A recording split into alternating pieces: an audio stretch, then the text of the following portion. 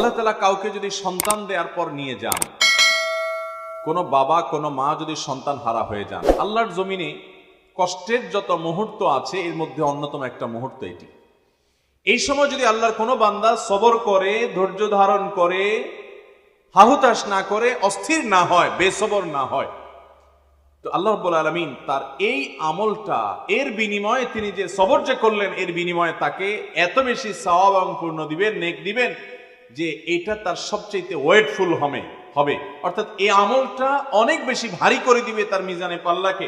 নবী করিম সাল্লাল্লাহু আলাইহি ওয়াসাল্লাম মুসনাদ আহমদে হাদিসে বলেছেন, বাখ বাখ, আরবিতে বাখ বাখ বলা হয়, আমরা যেরকম বাংলাতে অবাক হয়ে বলি বাহ বাহ, মাশাআল্লাহ, এই টাইপের। নবী করিম সাল্লাল্লাহু আলাইহি ওয়াসাল্লাম বলেছেন, বাখ বাখ খামসুন মা আথকালাহুন্না ফিল মিজান, পাঁচটি আমল আছে সেগুলা মিজানে পাল্লায় কত ভারী, তিনি অবাক হয়ে বলছেন কত বেশি ভারী।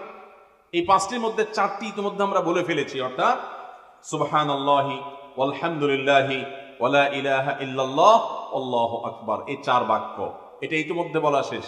আর 5 নম্বর হলো নবী করিম সাল্লাল্লাহু আলাইহি ওয়াসাল্লাম বলেছেন, কোন আল্লাহর বান্দার যদি কোন সন্তান আল্লাহ তাআলা দেন, নেক সন্তান আল্লাহ তাআলা দেন, এই সন্তান হারা যদি তিনি হয়ে যান, এরপর তিনি যদি সবর করেন এবং ধৈর্য ধারণ করে আল্লাহর কাছ থেকে সওয়াব আশা করেন যে আমি সবর করলাম, আল্লাহ আমাকে এর জন্য বিনিময় দিবেন, তো আল্লাহ রাব্বুল আলামিন তার এই সবরের এই আমলটাকে কিয়ামতের ময়দানে মিজানের পাল্লায় এত ভারী করে দিবেন যে এর চেয়ে ভারী কোনো আমল আর হবে না।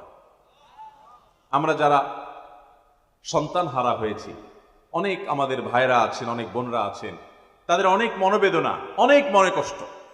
এ হাদিস তাদের জন্য অনেক বড় সান্ত্বনা, কিন্তু শর্ত হলো ধৈর্য ধারণ করতে হবে। আমরা ধৈর্য ধারণ করি, বিভিন্ন বিপদে আপদে ধৈর্য ধারণ করি, কিন্তু সেটা হলো অনেক হাউতাস, অনেক অস্থিরতা, অনেক বেসবরি, এবং আল্লাহর শানের খেলাফ অনেক কাজ করার পর একটা পর্যায়ে বলি ঠিক আছে কি আর করা, তাহলে সবর করলাম। এটা কিন্তু সবর হিসাবে পরিগণিত হবে। নবী করিম সাল্লাল্লাহু আলাইহি ওয়াসাল্লাম বলেছেন, ইন্নামাস সাবরু ইনদাস সাদমাতিল উলা, প্রথম আঘাতের সময় যদি আপনি দাঁড়িয়ে থাকতে পারেন এবং আপনার মুখ থেকে কোনো কটু কথা বের না হয়, সন্তান হারার কারণে বা যে কোনো বিপদের কারণে আপনার চোখে পানি আসবে, মনে কষ্ট আসবে, এটা স্বাভাবিক, ন্যাচারাল, কিন্তু এর কারণে আপনি যেমন অস্থির হয়ে আল্লাহর ফয়সালার প্রতি অসন্তোষ প্রকাশ, বিদ্রোহ প্রকাশ, কোন প্রকার অসৌজন্যতামূলক আলাপ আলোচনা কিংবা কোনো কটু মন্তব্য করা, এরকম কিছু যদি আপনি না করেন, তাহলে সেটাই হবে প্রকৃত ধৈর্য।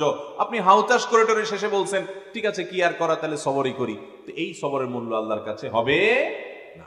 মোহতারাম হাজরিন, আমাদের সমাজে অনেক আমলওয়ালা মানুষ পাবেন, সবরকারী মানুষের সংখ্যা খুবই নগণ্য।